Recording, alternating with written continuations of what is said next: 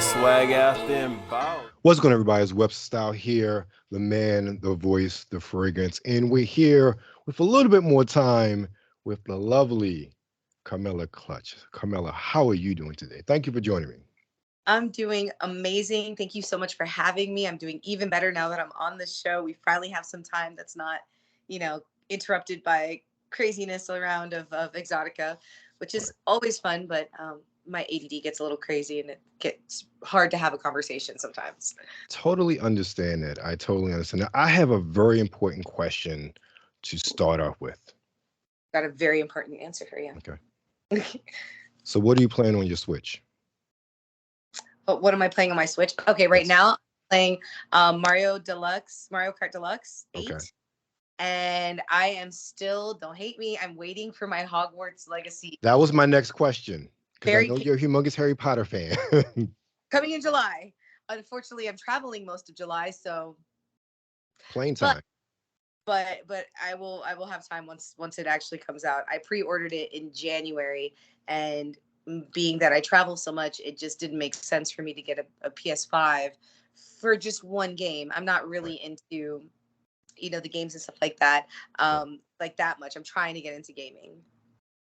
Understood, understood. Because as when I saw them, I'm like Carmela. I know she's probably has a beat on that Switch release, especially since they pushed it back just a little bit compared to the other older systems. Like I know she's on that, so let me ask her: have you played it all on any other systems? I've had so many people offer to let me play on like their PlayStations and whatnot. I have not, because I am such, when I say I'm a new user, my Hmm. friend, we were trying to watch something on YouTube or whatever. He's like, yeah, grab the remote, hit X. I was like, where's X? I honestly don't know. I haven't touched anything other than an Xbox 360 from like way back in the day. So I don't want to Understood. taint myself with learning anything or trying anything. I want my first experience to be my genuine experience, and I want it to be streamed live for the very first time. So I've been playing Mario Kart because it's something I'm comfortable with and I like Mhm. racing games. Right. But with Harry Potter, since I have such a strong fan base who knows that I love Harry Potter and absolutely geek out on it, I'm pretty sure I'm going to be pretty terrible at it first off, but I'm happy to give the exclusive to one of the streaming platforms. And while at XBiz, I spoke with a streaming platform that I may decide to do the debut with them instead of your average Twitch. Okay. Um, there's a little bit more freedom on this platform. Understood. And I'm not going to lie, they are courting me to try and do it. Okay. I like the sound. I was actually going to ask you about the whole Twitch thing. 'Cause I know a little while ago you talked about the possibility of starting a Twitch channel, and I'm not that up on Twitch personally speaking, so I'm like I don't know who's on there, who's not. It's not something I've ever gotten into, so I was going to ask. There's amazing talent on there. I know Violet Myers is on there, and I absolutely adore and respect her. I love her work, and she's such an inspiration. So she was the inspiration when I was like, "Hey, I want to go start streaming." She said you should look into Twitch. Um, I like Twitch because it has such an array of users, and it has such a large reach. So it's a great way to connect with fans. Also, Right. Adriana, she is an inspiration Twitch user. I mean, she's known for using Twitch as well as other things. It's just that this last trip to XBiz, where I was doing some networking and some business to Right. business contacts, I realized that there might be a nice transition in between. I might be able to use something like ePlay, which will appeal to more of my demographic of audience already, Hmm. and eventually go into Twitch as I become a stronger like gamer per se. Um, I also like I don't want to be. I know Twitch you can use other features. You don't have to just be gaming, but I do a lot of different things. I do yoga, I Right. jog, I cook. Sometimes that's debatable to me, but sometimes. And I just kind of want to be able to have the freedom to do whatever I want on those platforms. So we'll see. There's still about a month before I have to make my decision. Okay. I'm curious. I was curious about the Twitch because one of the things I like about you, like even so much as a performer, but even just a person, You have a very engaging personality, and when I talked to you at Exotica, that was one of the things that really got me. Not so much from the adult side of things, but the comedy stuff, and just really seeing a bit more of your personality, a bit more of who you are, and that's what really drew me to you. So I think with something like this would be in my personal opinion, a very good avenue for you to show a different side of yourself and engage Oh with new and old fans alike. yeah, I would love to. And I mean, that's also something I did take into consideration. I'm not just a adult female star. I am into comedy. I am a cinephile. I love music. There's so many things that I do, but along with it comes a certain not safe, not definitely safe for work, but not safe for, like, I guess it's a PG-13 language. Hmm. I I have no little children around me ever, so I have no filter. Right. And I like to keep it that way. It makes my interviews a lot more interesting and spicy, and it makes my whole life a lot more spicy. So, that being said, I do want to make sure that if I do go onto a platform like Twitch or YouTube, I am respectful of their code of conduct and with their, and not that I would be doing anything, but if I'm playing a racing game and someone cuts me off, I'm likely to say shit, damn, or fuck. It's just gonna happen. And if someone comes at me rude, it's likely that I'm gonna come back spicy. Yes. If you've watched any of my Instagram stories, Yes. someone comes at me in a way I don't like, I get very spicy with them. So, I want to make sure that it's going to be a good fit. It's not so much about what I could do for the platform or what the platform could do for me. It's how well do we mesh. Kind of like if you're doing an interview with someone for a job, and not just any job, not just a high school job, but like a career, you want to make sure you're fit because you're going to be using it for a while, and you don't want to have friction. And I know that they tend to not like adult female stars. Understood. Yeah, I totally understand that as well. Now, well, like I said, I'm not into Twitch like that, but I see the many stories on YouTube of people getting kicked off, especially ladies, for various reasons. And usually it's nothing either. If Instagram is any indication, I'll get likely kicked off for wearing, this really happened, a ugly sweater and long yoga pants that weren't too tight. Nothing was covered. Nothing was showing beyond my neck and my wrists. And I still got kicked off. So, and I that had was taken down and flagged. Yeah, Instagram is stupid. Well, it's all the same kind of garbage. Yeah. So, I mean, it's a necessary evil at this point, and I'll be very honest. It's an unpopular opinion. Maybe I'm just getting old. I used MySpace back in the day. I used Facebook back in the day. Same. If I could go a week, a month, a year, or for the rest of my life without using social media, so no one knew who the fuck I was or where I was going, and still be able to do what I do now, hell yeah, I would. I would totally take a break from social media. Don't need it. Right. I still remember the days that we go outside and play outside. And if we wanted to know where somebody was, we didn't check to see where the pin was or where they tap. No. You know what we did? We looked outside. Whose house has all the bikes lined up? Crystal. Right. That can invite me. I'm gonna go out there. That's what I grew up doing. I was the last. Same. And I'm proud of it. So now you spoke about you being a cinephile. What are some of your favorite? Oh, maybe first, what's your favorite genre? Do you have a favorite genre of film? Okay, I will always say that my favorite genre is comedy, but I'll be honest, action and suspense, if it's done well, it's actually pretty appealing to me. It just can't be action for action's sake. If it has a good storyline, I'm gonna like it. And I love funny movies. I love to laugh. I don't like horror movies. You take me on a first date to a horror movie, you will not have a second one. Okay. Not in a cute way. It's just gonna be like, oh, that's where we're taking us. Yeah, I'll meet you there, and I'll never show up. Like, no. I actually just watched 2 movies last night. The Mother, I think The Mother with J-Lo on Netflix. Okay, all right. And Tomorrow War, the Tomorrow War. Yeah, I've seen Tomorrow War. It was good. I was surprised. I was just kind of like, I'm bored. What am I gonna watch? It's 2:00 in the morning. This. Okay, yeah, that's when it's the best time to watch it. Not when, I don't know. I personally just kind of ripped that movie apart because I thought story-wise it was very nonsensical, but that was the analytical me.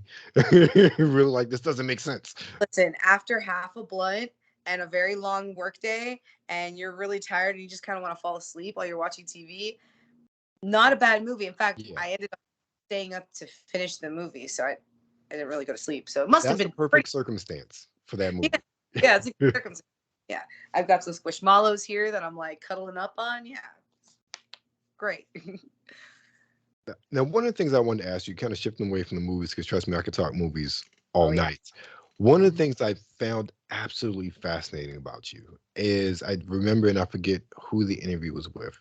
It was a couple years ago, but you'd mentioned that you have a marketing background. And I love that. And I always want to ask you, especially, you're a couple years in now, and we talk about social media, you are in the process of launching your own website. How does that marketing background really aid you? And I don't want to say compared to your contemporaries, but really aid you in the industry of really, growing your brand and really expanding. I say that I use my degree now more than I ever have before with any of the various jobs I had, which I had a few that were well within marketing. And this is the one I use it mostly. I use it not the social media aspect anyone can do. It's the psychology behind it. Mhm. It's understanding where what my brand is and how to best project it, which has been a process. I have, you guys have watched me go through the process of self discovery almost because I'm figuring out parts of myself that I didn't quite understand prior to getting into this industry. And it's mostly because I've had to market myself. So now I understand the differences between me personally and me as a brand. And I think that my background really contributed to being able to kind of come up with a game plan that would work for me. Most people would be like, "Oh yeah, you're a Latina. Let's just throw you into a bunch of Spanish scenes." I don't speak Spanish. That doesn't work for me. That's not me. A lot of people, "Oh, you're a MILF. We're just throw you into all the MILFs." It doesn't really work for me. You got to put on a good amount of makeup to make me look like a MILF, and then you pair me to a girl that's 6, 7, 8 inches taller than me. She doesn't. Now we look like sisters. It doesn't, or like friends. It just doesn't. So like I had to figure out a way to market myself. Um, and I think that having the background in marketing and knowing the psychology and learning how to take a want and make it a need, which Steve Jobs was probably the Mhm. best kind of epitomize of that. And I'm nowhere near him, but to take something that someone thinks that they want, a fantasy, and turn it into, oh my God, I need to talk to her. I need to DM her. I need a custom from her. I need her to know my name. I need to talk to her at this event. Like to turn that into a need where people and you can make a living off of it. That's pretty interesting. Now with great power comes great responsibility. So you got to learn also to manage that. And again, having a background in marketing and advertising, you take a plethora of ethics classes and philosophy classes, and these are things that constantly are going through my brain. How am I representing myself to this fan, and where's the line that I'm willing to draw that makes us both comfortable and both happy and both safe? So in a lot of ways it kind of my background kind of really has helped me through it. I'm glad I got the chance to finally ask that question. So I always thought it was so fascinating. Let me kind of add on to that. I don't know if it's changing anything from the outside looking in, especially being as old as I am. I've seen shifts in demographics and how things are consumed, how adult entertainment is marketed, and I would say probably all the resulting restrictions and closures of the pandemic, again, from the outside looking in, was probably one of the biggest turning points in how things were done in the industry since maybe a lot of the scares of the late 90s, early 2000s, maybe with some of the with the really increased mandatory testing and all that stuff. Did the psychology of the marketing, did your background maybe assist you or aid you in pivoting in navigating the waters of the pandemic and the restrictions that happened compared to maybe some of your contemporaries, in your opinion? Ooh, I think I think having the background in marketing gave me, determination, because I know I've worked marketing campaigns where I've taken a business that was falling apart weeks from bankruptcy and implemented a marketing plan that I dreamt up in college, and I worked through it with them, and they're doing fine. They're fine now. I don't know if they're bolstering. I haven't spoken to them in years. It's been like 10 years, but they got out of bankruptcy. I had ideas that I for just certain brands in school that I would do projects off of, and I turn around and see their direct competitor go ahead and use the same plan I did and make a bunch of money. And I'm like, okay, so I know that I have the ability to do this. Right. And it's a matter of timing and putting in the work and staying consistent. And I also think that it gave me this sense of, well, now I have no marketing team. I have no budget. I have no company behind me to back me up, and no one to take the fall. No one's coming to save me. And that became empowering. No one's coming to save me. I can save me. I can do this. I can do this myself. I need to market it. Okay. I need to produce it. Okay. I need to edit it. Okay. I need it. Whatever I need to do, I will do it. And I did it and did it and did it and did it. And I couldn't stop. It's really true what Nipsey says. You really go through every emotion. If you want to succeed in anything, you go through every emotion to try and make it a possibility. I've watched myself do it. I've watched my partner, Maze, do it. And if you don't go through every one of those emotions and still find your way back, then you won't make it. Right. So marketing gave me the perseverance that I needed, the determination, and the will to just be like, nope, I'm stubborn. I'm going to keep doing it. I'm going to keep doing it. It's going to work. Okay. All right. I am, that was an interesting answer, but it's one that I think speaks to, many aspects of life, and really going out there, and like, if you really want to make something happen, then you really have to have that determination. And you're right, you'll go through all those emotions and you come back to it and just keep working at it, keep going at it. And okay. Now, one of the things mentioned before, you are working on launching your own official website. Yeah. I'm sure that's can be a very Herculean task, but what are you looking to offer with the official Carmela Clutch website compared to, say OnlyFans, or is it more of a conglomeration of that and a little bit extra? So what I'm planning on doing is I'm either going to do a whole website for myself, or I'll do a Patreon with multiple tiers. Okay. Probably I'll make it into a full site, because I actually just met the people that I needed to meet to make that a possibility. So that's where it's looking. Concept goes, there's going to be safe for work stuff and there's going to be not safe for work stuff. It is going to be completely different from my OnlyFans. My OnlyFans is going to be a fan club in the future. Okay. I'm talking in the couple of years. This is going to be my OnlyFans will be the way that you can contact me and DM me and get all that one-on-one personal things, get customs and stuff. But my website itself is really going to be a love letter to travel. It really is. I'm going to, do you remember those like travel shows like Samantha Brown, stuff like that? Yes. Imagine your favorite porn star or stars go on, traveling groups and trips and stuff, and they do their content individually or together, whatever, in various beautiful places. Plus, you have the element of travel. I'll go ahead and also include an element of cultural and historical and a nightlife element, because when I watch TV and I'm watching something that's travel related, I want to see what I can do out there. Right. And fun for people like me. And I don't see anyone on TV like me or my friends. My friends are a lot more fun, I promise. So I really think this is going to be a really fun concept. I've spoken to a lot of performers who are so down for it. There's going to be a lot of adventures to be had, and the world is the limit. Hell, if looking the way that Elon is having things, fucking Mars will be the limit. I like the sound of that, because when I received that information, one of the things that sort of popped into my head, again, this is not where I was 20 years ago as far as having a lot of knowledge, but one of the things I've seen is that a lot of performers may, have their own domain, but it simply points back to their OF. and there a lot of performers don't have a dedicated website like they did, say, in the early to mid 2000s or even late 90s, when everybody was really getting into that. And when I sound like that's a shift or kind of a throwback, but even more so with the premise you discussed and laid out, I think that there's definitely a market for that. I mean, you're the marketing expert, you should know.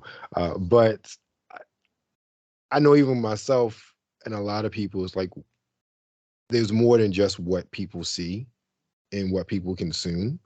And Things it, beyond it. I yeah, want to know, what are excuse me, what are our actual lives like after XBiz? Where did you go, Carmela, after the XBiz Awards? Oh, right.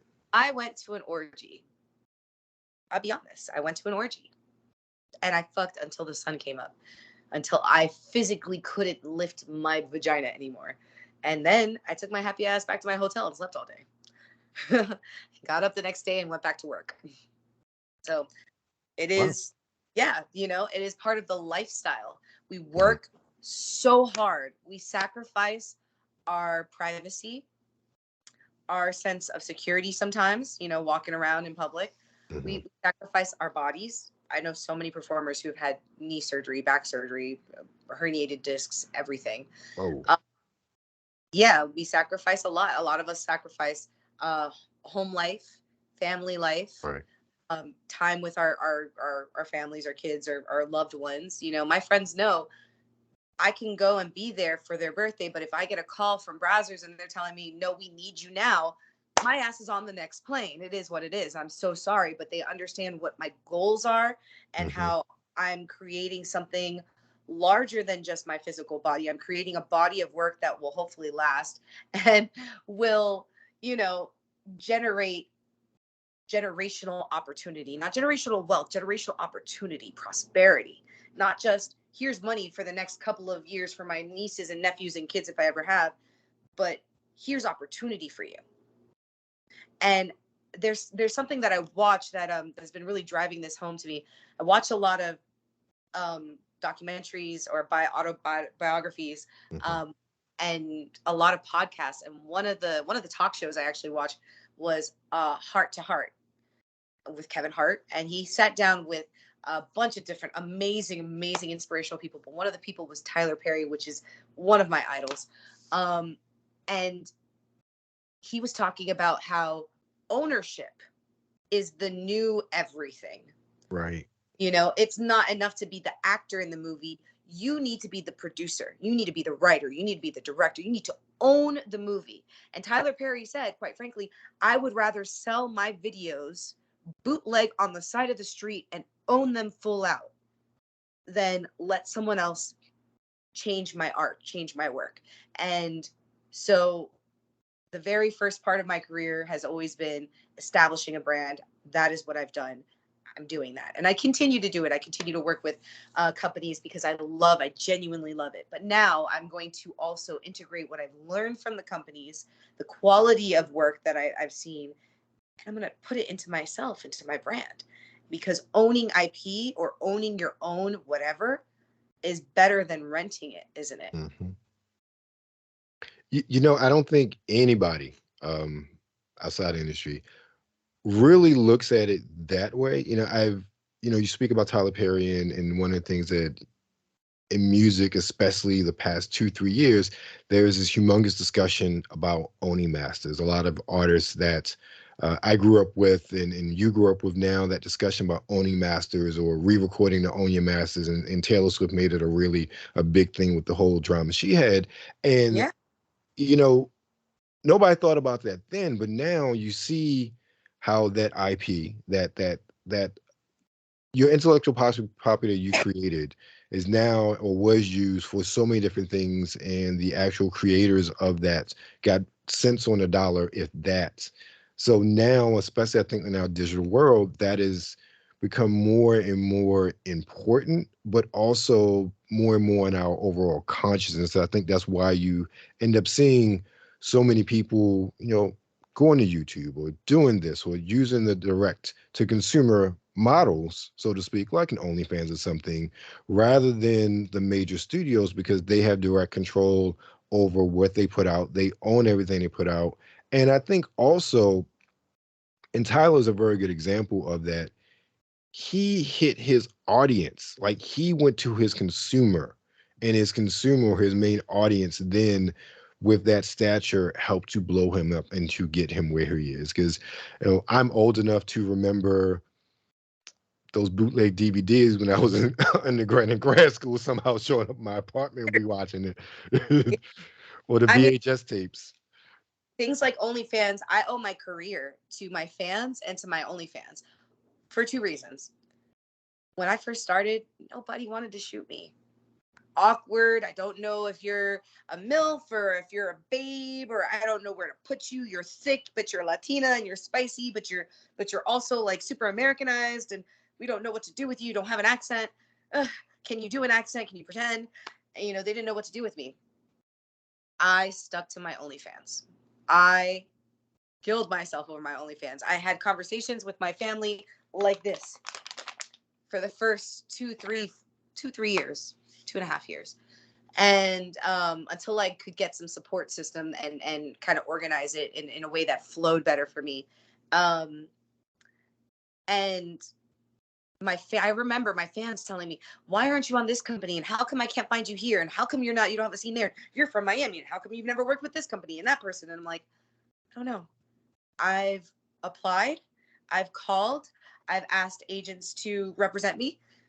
I have, now I have an agent to represent me, and I had them, I literally told them when on a live, go subscribe to their stuff, be a paying customer, and then demand to see me on there, because you're a paying customer. They're going to want to keep you happy, keep you there. So if you're subscribed for $1.99 to Bang Bros per month, what does it cost? Carmela Clutch, where is she? I want her on here. Ass parade. And that's how it happened. That's really how it happened.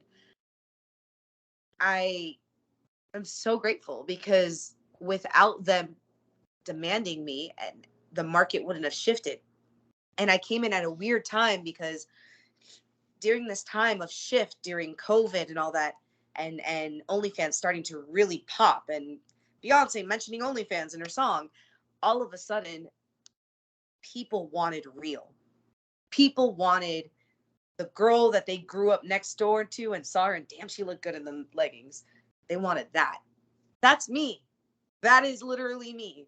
The horny homegirl that grew up next to you, that was just like tomboy. You never really thought anything of her. And then all of a sudden, damn, she got a little body on her like that. Damn, she coming home at 3 o'clock with two guys. Okay, all right, something like that. you know, um, I owe that to the fans. I owe that to platforms like OnlyFans, and it's a beautiful tool, even though it does also oversaturate our market. There is that kind of balance thing, and finding professionals that shoot for OnlyFans and are also equally professional as the same way that you would find on set with testing and everything. I told him you bring up a very good point. This is something I was going to say, that I think um, that why you appeal to a lot of people is that I wouldn't say you look like the girl next door, because that's a whole different connotation, but Okay, yeah. you look like somebody Miami, I'm the in girl a next. different life that I would actually approach and ask you out. Like, you look like someone who I could see. Like, you're a very beautiful woman, but you are a real woman. And I think, and I agree with, it's one of the trends, I think, with COVID, and even before, there has been, in my opinion, again, I'm just have a little outside view of everything. There's been a shift from the sort of exaggerated to a more realistic looking performer, in my opinion, in many respects.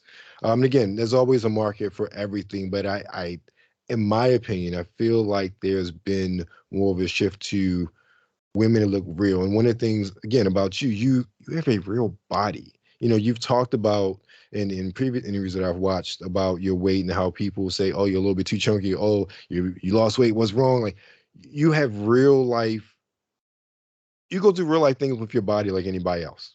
Yeah, And that is travel, something that I floating. think many people appreciate with regards to, being a fan, loving you as a performer because you are an attainable fantasy. I'll put it that way.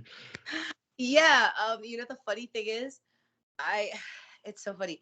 This is literally me in like one of my work outfits. I just got out of the gym. There's still sweat under my boob. Oh my god, Erica's gonna kill. I'm sorry, Erica. I was working out with the trainer. I swear. Traffic. Okay. Anyways, but yes, I am a very real person. I go out with my friends all the time. Most of the time, people don't approach me or don't. I mean, I do get recognized when I do my hair and my makeup and everything. They're like, oh wow, that is someone that we know her. But when I'm this, that's how I normally go around. I'm very natural. I've gone back to my hometown and went to the local dive bar with my friends. This was back, I want to say around Thanksgiving. And I'm talking to the bartender, about my age. He's a really handsome guy. And I'm getting drinks, a round of drinks for all of my friends and stuff. Big reunion. Everybody's home for Thanksgiving. So at the end of the day, we all went to the dive bar that, local. And I see everyone from high school. I'm buying a round of shots. The guy's like, you look so familiar. And I'm in my whole Clark Kent vibe. I've got glasses on. I don't know if I have them here somewhere. I have my glasses on, and my hair is probably in a bun or a ponytail or something like that.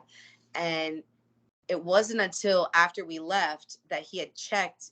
I guess he had figured it out. He had checked my Instagram and saw my selfie, and it was clearly me. He messages one of my best friends from back home that he happens to know. Hey Max, is that Carmela? Blah blah blah blah blah. And she's like, oh yeah, that's my friend. That's you saw her. That was her. I knew she looked familiar. Oh my god, is that so and so? She grew up here. Oh my god, I had no idea. And it's like, yeah, I go out very average looking because one, it's a lot of attention to have on you, and I'm old enough to understand that not all attention is good attention. And that's a big statement to say. It's big girl pants to say that, because it took me a long time to get to that point, especially in this industry. So, yeah, I, I appreciate that. And I thank you so much for saying that I am a attainable fantasy, because I am a real woman. And I think that there needs to be some love for real women. Look, no shame or hate, and maybe one day, maybe I will have surgery one day. It's a total possibility. I work out all the time, and eventually my body's not going to be able to keep up with what I want to do and I want to look like. And at that point, it's my prerogative and that's my business. But for me to have surgery just for the sake to be a pinup girl for someone else, Right. for myself is one thing. For someone else, never. Right. There's one other person or one other entity I would ever sacrifice what I want for my body for, and that's if I ever had a child. Right. So, and that's just me. And anybody who knows me knows that I'm probably going to be the coolest aunt ever, but not a mom right now. Right. No, I don't, and I know you don't take it this way, but I guess anybody listening, I don't want anybody to take it as, there is like that's wrong. Right. Look, there's a market for everything. There Absolutely. is, things that one thing about the adult industry and adult entertainment, you can get whatever flavor you feel like any day, Yeah. so to Yes. speak. Get the flavors to intertwine, and it's a great Sunday. Right. But for a long time, the industry really skewed toward certain body types, regardless of ethnicity. And you Like, saw a lot of pressure, especially for the ladies. Well, men really can't get implants. Well, they can, but that's a different story. Um, you saw the pressure really to, go larger, to get the BBLs, to have that, everything to be a bit more exaggerated. And you've seen and that still happens, and beauty is beauty regardless. right. But you've seen a shift real in the past couple years of, and I'm talking specifically with women of color in this point, because with some of the without, as we say in my house, non-melanated Yeah. people, there you've always had that, girl next door type, there's always been the fantasy. So I wouldn't say there's been a difference, so to speak.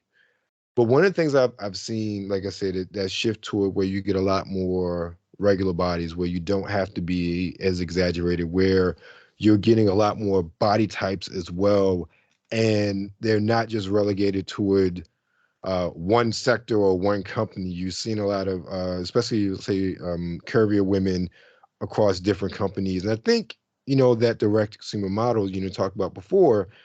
People demanding that, people showing that, hey, there is definitely a mark for this. The Yeah. companies are really recognizing it. And also for companies to understand that there's not just teen and BBW bodies. Right. There, oh yeah, there's MILF, yeah, there's Babe, whatever.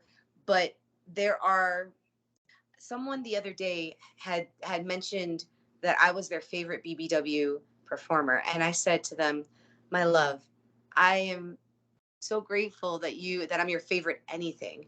I'm honored and flattered, but I know many beautiful BBWs in this industry, and they would be offended just because I haven't put in the work on their sets in their world. It is they have all these beautiful women who deserve that title, who've been working towards that title. You know, I appreciate that you love my voluptuous nature in my body because it helps me really appreciate it myself and show others how to appreciate it as well. But I don't consider myself that just because I know actual women who deserve that title, who damn well deserve that title. When I mentioned this story to them, they were like, "Oh, I hope you corrected him." I was like, "Absolutely, I did. Don't worry." Yes, I did. For virtue of the fact that they would just be like, "Are you kidding me? Like, we work so hard, and to have someone that doesn't have the same goals to just come and just snatch it away, it's kind Right. of up." So I think it's very true though. There is a market for everyone and everything in between. Right. Absolutely. I mean, I I had to do a refund for somebody because I think I ended up doing a second video for them because I didn't have enough cellulite for them. They thought I had more cellulite. Okay. There's a market for everything and Right. everyone. And I really wish that as a younger woman, I understood and knew that every size, every shape, I knew every color, but every size and every shape and everything is beautiful. You just find the beauty in it. There's beauty everywhere, all around, in all different sizes. It doesn't matter if you're size 00 or a size fucking 18 or 24. It doesn't matter. Right. Exactly. Now, you talk about something for everybody. I have a question, a burning question to ask you. You brought this up from time to time. Don't let it burn. Is there an industry definition for what a MILF is? Because when you said you do MILF stuff, I'm like, wait a minute, what? Yeah. You are not what I would classify as a MILF. Oh my God. No, you're right. So apparently after the ripe old age of like 22, 23, you start falling into the MILF category. And I didn't understand this. So I get booked as a MILF all the time. I am 34 years old. I will be 35 this summer. I am very fortunate. I love my genetics because am blessed to look a little younger than what I actually am. And, if you put on the right makeup, I look even younger. And if you put on a lot of makeup, I look even older. And so I can play both sides. It's just it really challenges me creatively when I have to play a MILF because as a MILF, first off, I have no children. Right. Second, if I did, I'd be screaming right alongside of Harry Potter. I am a giant child. I literally have squishmallows all around me. you know, um, I feel like you're as young as you feel, and for the most part, other than my body, my spirit feels very young and youthful. So it's kind of a challenge when they try and put me into the MILF roles, but I always appreciate a good challenge. I always like a good challenge. I make a great big sister, but but mom, that's kind of hard. So I guess it's just by virtue of the fact of my age, and then everybody tells me beyond the age, you look like you've milked some titties and it looks like I've been able to have kids. I have Right. breasts. I have a smaller waist. I have wide hips. I have big butt. So it looks like, some people have even asked me, how many kids have you had? And I'm like, I happen to have extra high levels of estrogen and testosterone since I was a child. Right. And it made me very voluptuous at a very young age. At 5 years old, I had full C's. I'm not 5 years old. Fifth grade, I had full C's. At 5 years old, I had a training bra. So like, I've been curvy most of my life, and not even in a heavy or overweight way. I've just always had a doot, doot Right. kind of thing. Understood. Yeah. I Look, understood. it's a gift and a curse. I was curious about that because I'm just like, MILF really? But You know, I can understand with that explanation. and I mean, I guess with just the body type, that makes sense. But if you actually follow storyline for some of these things, the spicy Latina, I remember in one scene, couple of scenes, I've had to flip the table, and because it's like the mom that catches the daughter or catches the husband or whatever the fuck. And in those situations where I have to go ahead and amp up the spiciness or like the attitude, it's all too easy for me. So I'll go ahead and do that. I'll play the MILF. It's okay. It's easy for a Understood. girl to play the mean girl. Not easy for the mean girl to play the nice girl. Understood. Now, I want to ask you a question, maybe get somewhat away from the MILF, but more around this whole thing as far as your brand and expanding, outside of just being an adult entertainer. You're also doing Triple X Radio. Oh, okay. So that was that was a project that I had started. Unfortunately, it was disbanded a little while ago. I guess that was probably an old press release. Okay.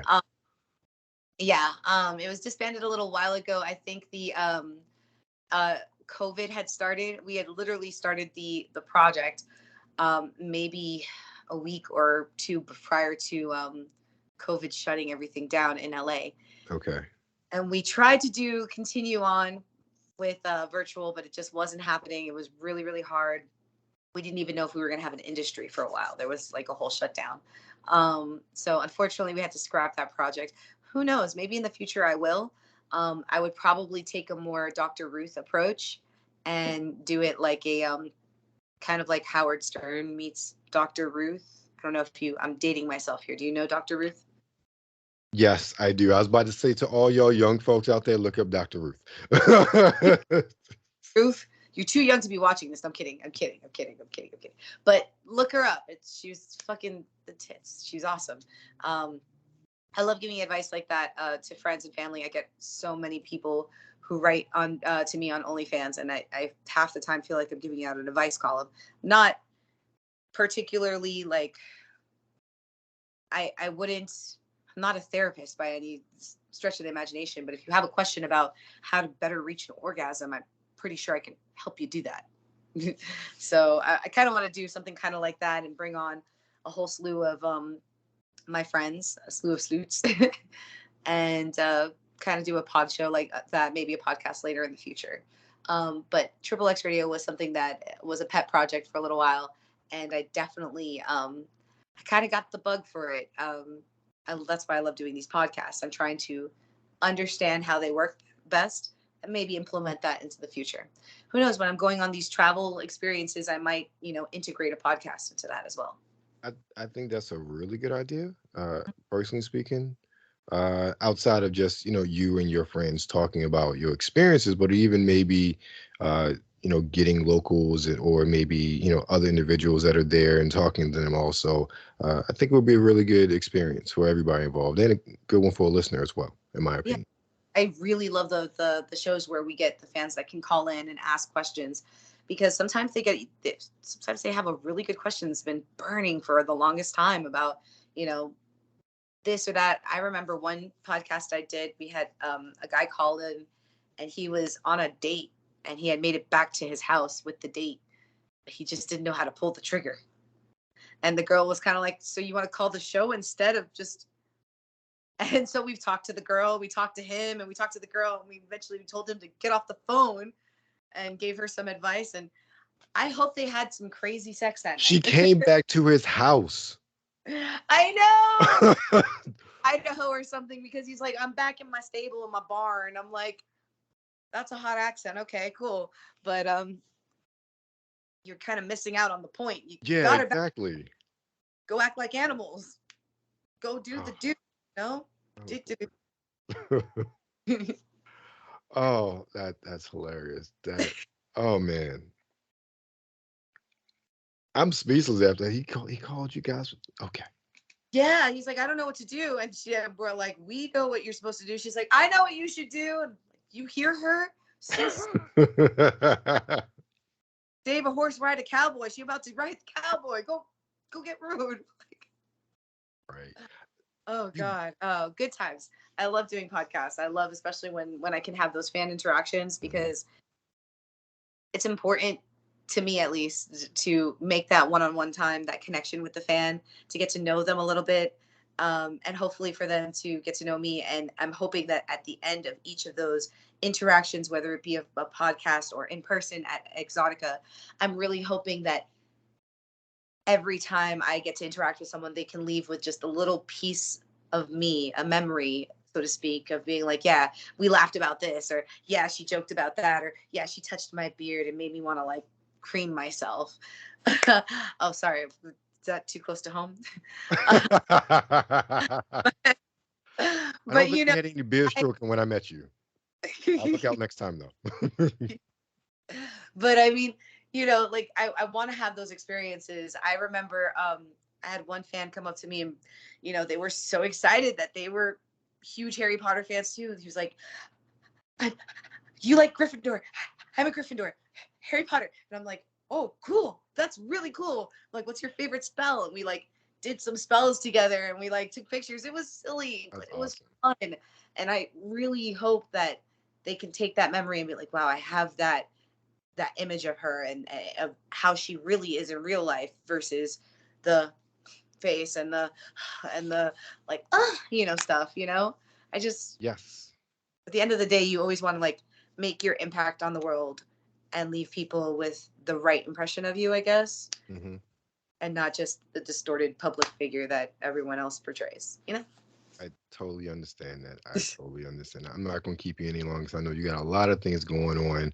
I appreciate your time. Tell everyone where they can find you on the web. Oh my God. Thank you guys so much for having me. Thank you for having me, my love. I really appreciate it. I am on Twitter at Carmela_Clutch. I'm on OnlyFans, onlyfans.com/Clutch VIP. And I have Instagram. It's at Clutched World. That's CLUTCHED World. The only place I DM is OnlyFans. If you're talking to someone on any social media platform, it's not me. I'm sorry. I've had like 5 people this week tell me that they got scammed, and I'm like, I'm so sorry. So, Crazy. only place I contact people is OnlyFans. That's the only place. Well, thank you, Carmela. I appreciate it. Make sure you check her out, guys. I'll see you guys next time. Thank you. Bye.